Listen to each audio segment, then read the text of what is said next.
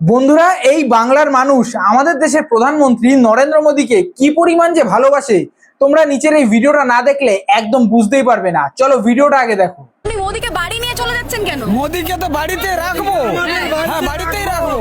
কি করবেন বাড়িতে রেখে? বাড়িতে রেখে ওর নামেই পূজা চলবে দেশে। আমার দিল আছে, বুক চিরে রেখে দেবো মোদিজি আছে। এটা নিয়ে গিয়ে আমি আমার বুথের সামনে টাঙাবো। এটা মোদিজি তিনটে আছে তো? হ্যাঁ সব মোদিজি। কোথায় নিয়ে যাচ্ছেন মানে ব্যানার? আমাদের বুথে কোথায়, কোন কত নম্বর বুথ? ওটা 257 নম্বর বুথ। এই চোর সরকার দরকার নেই, উনি তো ভাতা দিচ্ছেন দিয়ে গিয়ে ছেলে মেয়েদের ভবিষ্যৎ নষ্ট করে দিচ্ছে, গাঁজা মদ গুটকা খাওয়ার জন্য দিচ্ছে। নিজের গুরুর বিপক্ষে দাঁড়িয়েছে। মানে পবিত্রকর নিজের গুরুর বিপক্ষে দাঁড়িয়েছে। রয়েছে প্রধানমন্ত্রী, নিয়ে কোথায় যাবেন? নন্দীগ্রাম যাবেন? মোদিজি এটা আমার কি হলো দেখতে পেলে? হ্যাঁ, এটাই হলো আমাদের দেশের প্রধানমন্ত্রীর পাওয়ার।